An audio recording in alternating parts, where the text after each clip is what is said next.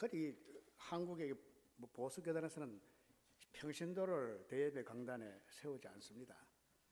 그런데 우리 제1교회에서는 상당히 앞서가는 교회라는 걸 알 수 있습니다.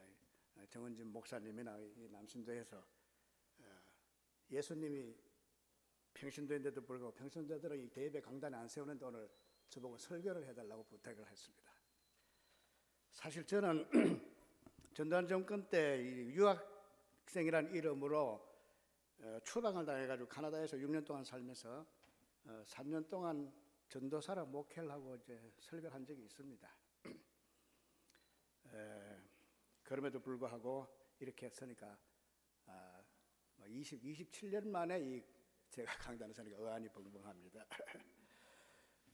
오늘 남신도에서 저에게 설교를 부탁하면서 종교개혁 500주년과 박형규 목사님 소천 1주기를 기념하고 이를 되새길 수 있는 내용이면 좋겠다고 이렇게 말씀하셨습니다. 제가 이 말을 듣는 순간 얼른 머리에 떠오르는 것이 저항의 그리스도였습니다. 저항의 그리스도. 마틴 루터의 종교개혁이 뭡니까? 기존의 가톨릭 교회에 대한 프로테스트, 저항이었습니다. 여기서 탄생한 개신교가 프로테스탄트입니다. 한편 박형규 목사님의 신앙 노선이 뭐겠습니까? 한마디로 독재 권력에 대한 저항의 신앙이었습니다. 종교 개혁이든 무슨 개혁이든 간에 개혁의 전제 조건이 뭐겠습니다? 기존의 타락한 질서, 부패한 권력, 반역사적 사고에 대한 저항 의식에서부터 출발을 합니다. 개혁이 요구되는 상황에서 비판 의식과 저항 의식이 태동하지 않는 곳에서는 결코 개혁의 씨앗이 싹틀 수 없고 이런 곳에서는 변화와 진보와 발전의 미래는 있을 수가 없습니다. 그러나 이 교회에서는 개혁 얘기를 하기를 꺼려합니다. 주로 사랑과 은혜 얘기를 해야 교회 성장에 도움이 되고 으스스하게 개혁 얘기를 하면 교인들이 잘 안 나옵니다.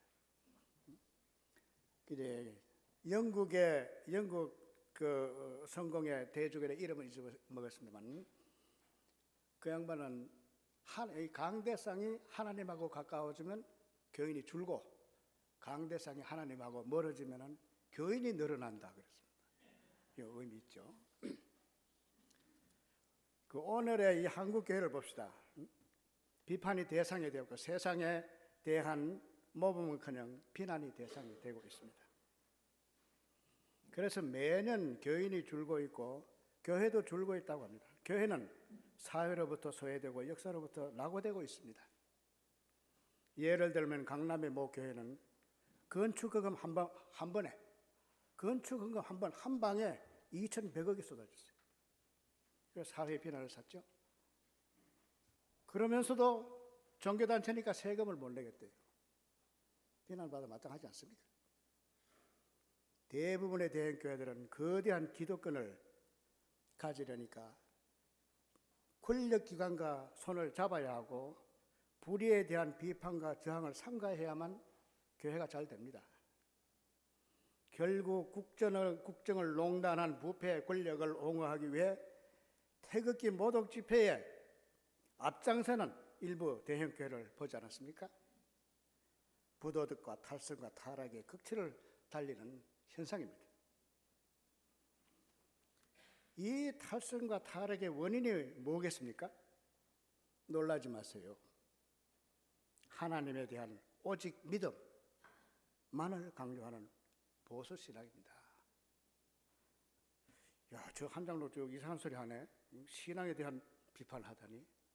뭐 이렇게 생각할지 모르지만은 믿음 맞습니다. 믿음은 위대합니다. 믿음은 기적이 일어납니다. 기도하고 믿으면 이루어집니다. 내 병 낫게 해 주십시오 하고 간절히 기도하면 그 병이 확실히 낫습니다. 믿음은 낫습니다. 하나님을 의심하지 마십시오. 확실하게 믿으면 반드시 이루어집니다. 이는 논리의 비약적인 기적이 아니라 심리학에서도 입증이 되는 과학입니다. 겨자씨 하나만한 믿음이 있으면 산도 옮길 수 있다고 하는 이 믿음이 상식적으로는 도저히 이해가 안 되지만은 상징적 표현 뒤에 있는 그 믿음의 진리, 이건 확실합니다. 역경을 딛고 성공한 사람들의 공통점은 신념과 믿음이었습니다. 미래의 꿈에 대한 믿음이 없이 오늘을 사는 사람에게는 결코 미래가 있을 수 없습니다. 하나님의 구원에 대한 믿음이 영생으로 안내합니다.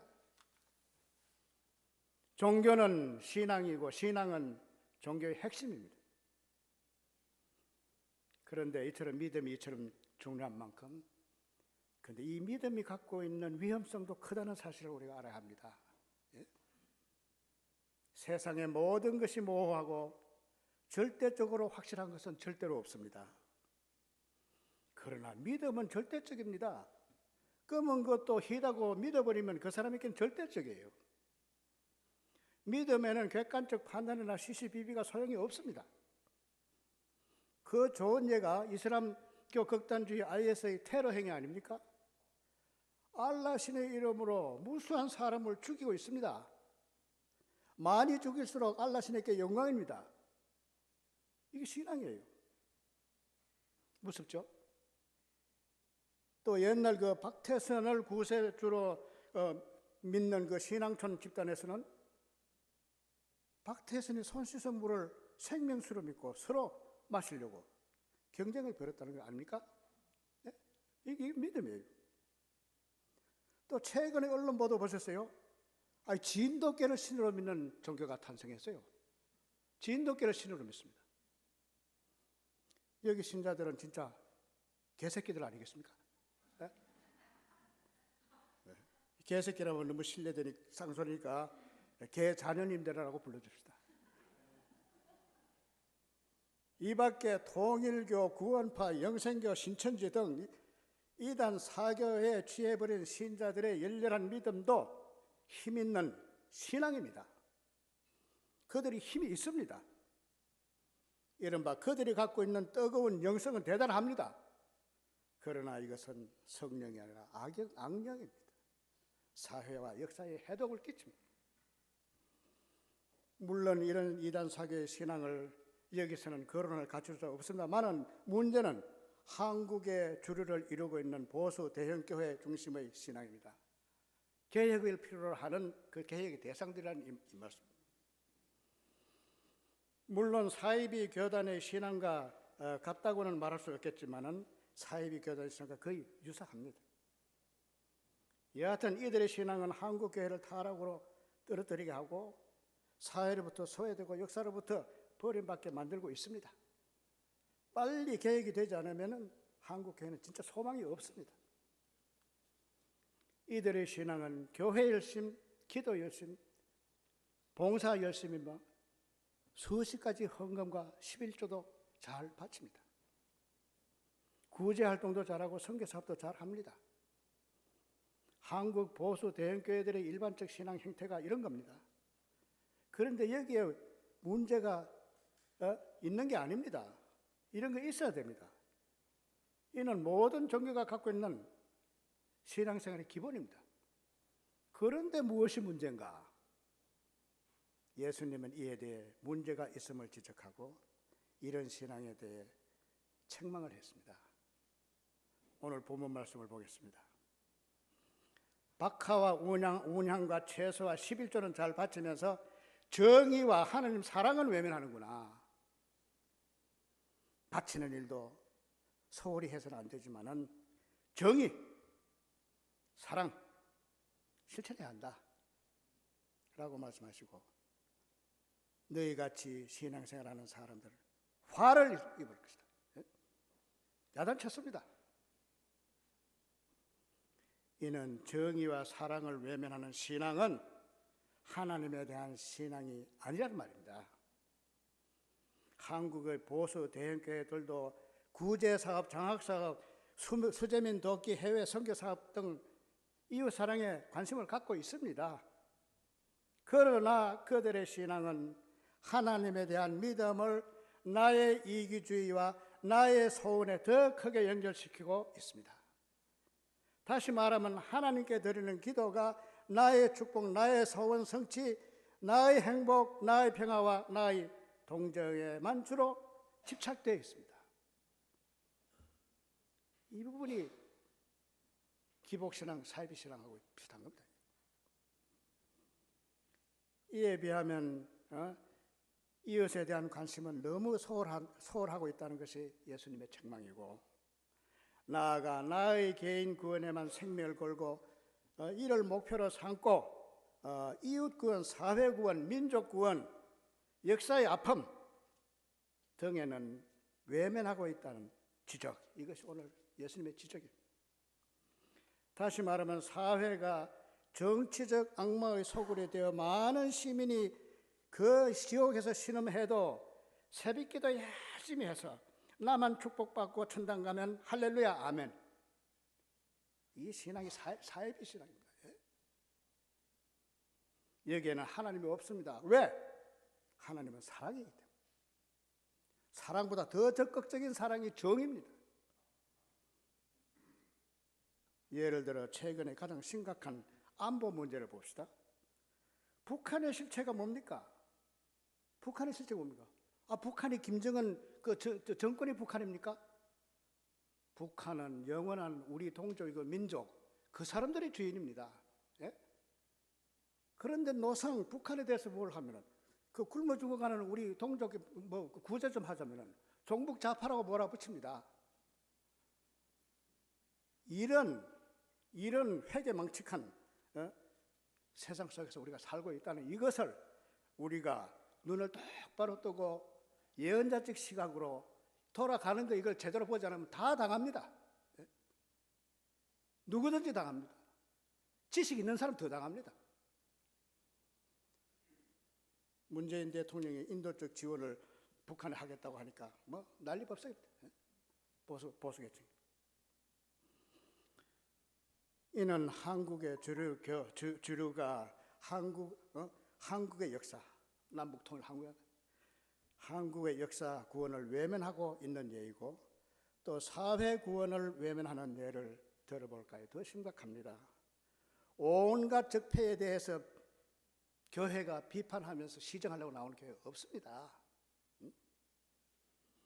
박근혜 최순실 국정농단이 우리 사회와 국가를 엉망으로 만들어놨습니다마는 일부 교회는 이들 타락한 도둑 집단 지지에 앞장서고 있는 태극기 모독 집회에 참석하지 않았습니다. 그게 대형교회입니다. 방송 설교를 좀 들어보세요. 참 하나님의 능력, 하나님의 축복 이렇게 하면 기도하면 이루어진다 했지. 이 사회 속 우리 가난한 이웃들이 당하고 있는 이 적폐 청산에 대한 이 얘기 설교가 별로 없어요. 정말 나는 한국에서 이 서울제일교회를 비롯한 몇몇 교회 외에는 대형교회들 다 거꾸로 갑니다. 여기서 이제 문제의 핵심이 뭐겠습니까? 그 정답은 예수님이 제시해 주십니다. 한마디로 이 모든 부조리는 정의를 외면하기 때문입니다. 정의와 사랑에 연결되지 않는 신앙은 자기 탐욕에만 봉사하는 사이비 신앙이란 뜻입니다. 결국 한국 교회는 정의를 외면하고 있기 때문에 몰락하고 있습니다. 물론 서울제일교회를 비롯한 여러 교회가 제대로 목소리를 내고 있지만은 이 거대한 탕물 속에 묻혀가지고 빛을 발하지 못하고 음색을 내지 못하고 있는 게 이게 우리 실정입니다. 그럼 이 정의가 무엇인가? 우리 다시 한번 생각해 봅시다. 사랑은 이웃을 도와주는 게 사랑 아닙니까? 정의는 이웃을 해치는 악의 존재에 저항하는 것이 정의입니다. 우리가 이웃을 도와주는 건 교회에서 많이 하고 사랑의 아름다움 많이 얘기합니다.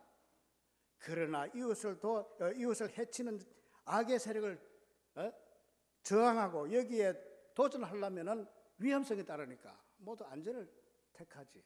이 길 안 갑니다. 고로 정의를 실행하는 데는 위험과 희생이 따르고 사랑이 이웃을 위해 몸이 닳도록 봉사하는 것이라면 정의는 이웃을 구해내기 위해 불의의 세력을 비판하고 저항하며 죽음을 무릅쓰고 내 몸을 던지는 것입니다. 세상을 지배하는 불의의 세력은 언제나 막강합니다. 이 불의의 권력에 저항할 때는 언제나 고통과 희생이 따릅니다. 이것이 하나님의 사랑, 즉 이웃 사랑을 위한 자기 희생입니다. 이 사랑의 극치가 예수 그리스도의 십자가입니다. 예수님이 가식과 비리의 불의의 횡포에 저항함으로 십자가를 지게 되신 겁니다. 예수님이 이웃 돕고 병 고치고 귀신 쫓아내고 선한 일을 했다면 왜 십자가를 지겠습니까? 왜 십자가 질 이유가 없지 않습니까? 헤롯 왕이나 대제사장이 예수님에게 표창장을 줬을 겁니다. 오늘의 한국교회의 위기는 정의를 외면하고 저항하는 그리스도를 배척하고 이기적 축복신학에 몰두하고 있기 때문에 초래되고 있습니다. 불의를 추방하기 위한 저항의 신앙을 회복하는 것이 개혁이라는 핵심이라고 생각합니다. 우리가 이 저항의 적극적 사랑을 이해하려면 땅 위에 오셔서 몸소 이를 증거하신 예수님을 통해서만 가능합니다. 오늘 본문 말씀을 보겠습니다. 첫째, 헤롯 왕과 바리새인이 등장해서 예수를 죽일 음모가 진행되고 있음을 밝힙니다. 예수님도 이미 2번이나 자신의 죽음을 예고한 후의 일입니다. 그 다음에는 헤롯에 대한 예수의 저항입니다. 국왕 폐하에게 그 여우라고 표현한 것은 매우 신랄한 저항이었습니다. 셋째, 오늘도 내일도 나는 나의 길을 가야겠다. 저항의 길, 죽음의 길, 그리고 사흘째 되는 날 부활하면 그때 내 길이 끝날 것이다. 넷째, 포악한 로마 제국의 권력과 모든 기득권자들이 집결되어 온갖 잔혹한 횡포를 자행하고 있는 예루살렘, 나사렛 지방을 비롯한 전국 농토 90% 이상을 예루살렘에 사는 사람들이 소유한 그 갑질의 도시 예루살렘, 무수한 예언자들을 죽이고 바른 소리 하는 사람들을 돌로 치는 예루살렘. 예수님은 이 예루살렘을 내다보시며 한탄하고 우셨습니다. 우리 교회도 단체로 이 성지순례 한번 가봤으면 좋겠습니다. 예수님이 눈물 흘린 곳에서 한번 같이 눈물도 한번 흘려보고. 결국 예루살렘은 애국 독립단체 시카리 헤롯 당의 저항으로 로마 침략군을 잠시 몰아냈으나 로마군의 재탈한 때 쑥대밭이 되었습니다.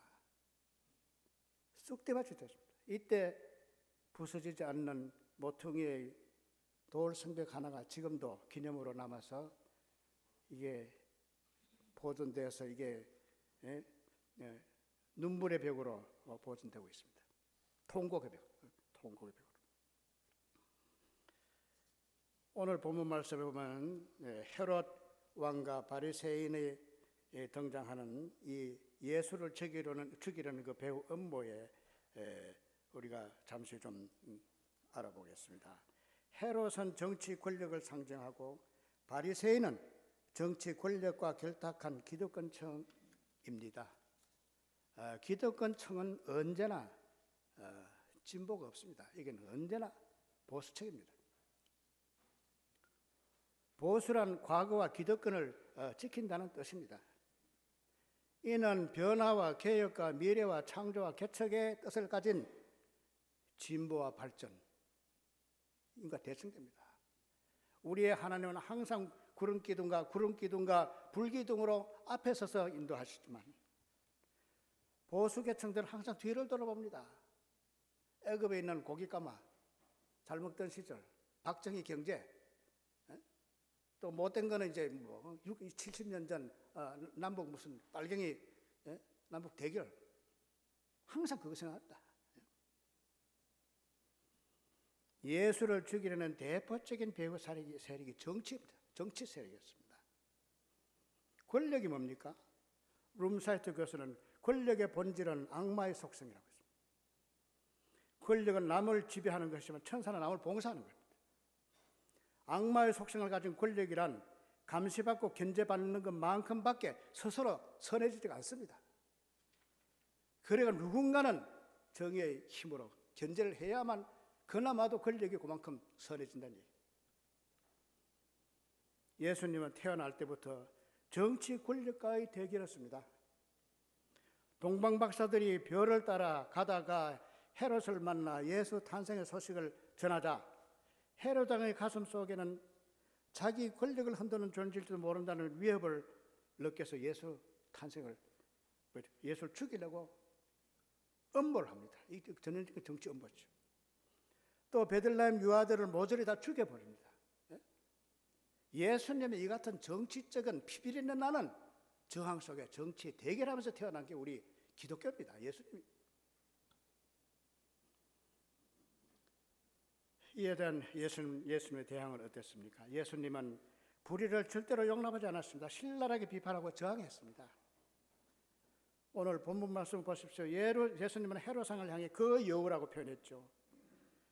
그 존엄한 국왕폐하, 여우 같은 X가 아니라 바로 그 여우라고 표현한 이것은 엄청난 도전입니다. 박정희 정권 때는 국가원수 모독죄가 있지 않았습니까? 전제 군주 독재 왕국 아래서 언론 탄압이 어떻게 심했겠습니까? 그런데 여기서 국왕을 보고 그 여우, 성경에는 표현이 제대로 참 될 수가 없습니다. 성경을 쓸 때만 해도 많은 사람들이 억압을 받고 할 때니까. 그뿐이 아니라 정치 권력과 결탁해서 온갖 기득권을 누리고 있는 골수 보수의 우두머리 대제사장과 제사장, 그들을 둘러싸고 있는 엘리트층을 이루고 있는 율법학자, 바리새인, 서기관 등에 대한 예수님의 비판과 저항은 어땠습니까? 잘 아시는 대로 신성한 성전에 들어가서 폭력을 휘두르시면서 강도의 소굴을 질타했죠. 독사의 자식들, 회칠한 무덤 같은 가정한 사람들, 과부의 자산을 덩쳐먹으며 길거리에서 기도는 잘하는 위선자들, 견디기 어려운 짐은 남에게는 지워주고 자기는 손 하나 까딱하지 않는 자들, 예수님의 비판과 저항은 매우 신랄했습니다. 로마의 속국이 되어 자기 백성의 인권과 자유를 억압하고 수탈하는 불의의 권력에 대한 어려운 저항, 여기에 결탁해서 국민을 갈취하고 억압하는 기득권 보수층에 대한 비판은 상상할 수 없을 정도로 신랄했습니다. 이 같은 예수님의 저항신앙이 세상 구원, 사회 구원의 적극적인 사랑입니다. 이것이 십자가의 길입니다. 십자가는 사랑의 극치입니다. 종교개혁 500주년을 맞아서 저항의 신앙, 십자가 신앙을 회피하고 축복의 신앙, 이기주의 신앙에 매몰된 한국교회는 저항의 그리스도를 발견하고 그를 영접하고 따르지 않으면 몰락합니다. 한국교회의 위기는 바로 여기에 있습니다. 개혁의 핵심은 정의를 위한 저항의 그리스도를 영접하는 것입니다. 그러나 이런 상황 속에서 하나님은 서울제일교회를 교회 개혁과 교회 구원의 사역자로 선택해 주셨다고 믿습니다. 하나님은 뜻이 계셔서 박형규 목사님으로 하여금 저항의 그리스도를 발견하게 하시고 십자가의 길로 안내하시고 저항 신앙을 서울교회에 심어주셨다고 믿습니다. 한국교회는 개혁하고 한국교회를 개혁하고 살리는 길이 하나님의 정의를 위한 저항의 그리스도를 따르는 길이라면 박형규 목사님은 하나님이 보내주신 이 시대의 예언자입니다. 서울교회는 저항의 그리스도를 믿는 저항신앙의 중심 센터가 되어 있고 되어 있어야 합니다. 세계도 다 알고 있습니다. 따라서 서울제일교회는 교회 개혁의 사명뿐만 아니라 사탄들의 각축장이 된 정치개혁, 사회구원, 새역사 창조의 사명을 위임받은 막중한 존재라는 것을 하나님 앞에 다시 인식하고 이 사명을 감당하기 위해 불같은 성령께서 서울제일교회 공동체에 임해 주실 것을 간절히 기도하십시다. 이 같은 하나님이 위대한 하나님이 위임한 이 막중한 사업을 영속적으로 추진하고 발전시키는 지혜를 달라고 우리가 기도를 해야 되겠습니다. 저항의 그리스도를 영접하여 어떻게 하면은 불의에 대한 저항신앙을 한국교회뿐만 아니라 세계교회의 뿌리를 뻗게 하고 정의를 위한 저항의 그리스도가 영속적으로 부활할 수 있게 하겠는가? 제일교회가 이거 해야 될 사명이라고 생각합니다. 저는 이를 위해서 영락교회 앞에서 노상 예배를 본 그 장소를 세계교회의 표본이 될 수 있는 저항신앙의 성지로 만들 수 있다고 생각합니다. 우리 남신도회 청년들 인터넷 잘하죠. 인터넷으로 홍보하고 세계의 제일교회 투쟁사를 좀 자세히 알려보십시오. 그래 해가지고 박형길 목사님 추도식 때 제일교회에서 영락교회까지 십자가 행진을 하고 거기서 세계 사람들을 모인 영락교회 앞에서 예루살렘 성전 예수님이 들어가서 예루살렘 성전 속에 있는 돈바구니 다 뒤집어 푼 그것과 같은 그 영락교회 앞에서 우리는 노상에서 예배를 보는 게 얼마나 의의가 있습니까? 홍보를 잘하면 세계에서 여러 교인들과 떠드는 사람들이 와서 우리와 함께 노상 예배 볼 수 있을 것입니다. 나는 1년에 한 번이라도 이런 행사를 좀 해보는 게 어떻겠는가. 그리고 서울제의 저항의 역사는 이 저항의 역사를 바로 알린다면 아마 국내뿐만 아니라 세계에서 많이 참석할 것이고 제일교회는 아마 관광 명소가 될 수도 있을 것 같습니다. 제일교회에 대한 보안사 불확지들의 예배 방해는 얼마나 기구했습니다. 얼마나 추했습니까? 설교하는 박통규 목사님의 맥살을 잡고 난동 부리는 그 석고상 하나만이라도 우리 이 옥상에다가 제대로 만들어서 전시한다면 그 외에 멱살 잡고 싸우는 이런 거 다 요즘은 막 기술이 발달돼가지고 이 석고상으로 다 만들었습니다. 그게 해가지고 이 위에 올려놓고 그 역사를 이것이 신앙이다, 이것이 예수 그리스도 저항하는 모습이다 하는 걸 보여주면 나는 이 제일교회 자체가 세계적인 관광지로 될 수 있다고 봅니다. 아직도 포악한 권력과 정의의 투쟁을 벌이고 있는 많은 나라들이 있습니다. 그들에게 서울제회가 표상이 될 수 있다고 생각합니다. 우리는 저항의 그리스도를 모시고 저항하는 정의를 위한 제일교회가 될 수 있도록 우리는 힘써 기도해야 되겠습니다. 다 같이 기도합시다. 기도하시겠습니다.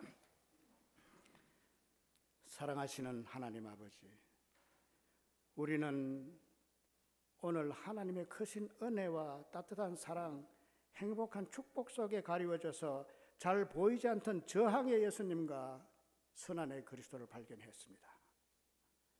주님께서 가신 길이 아무리 험하고 무서워도 우리가 회피하지 않고 따를 수 있도록 성령께서 역사해 주시고 하나님의 정의가 강같이 흐르는 새 역사와 새 하늘 창조에 헌신할 수 있도록 친히 이끌어 주시옵소서. 예수님의 이름으로 기도드리옵나이다.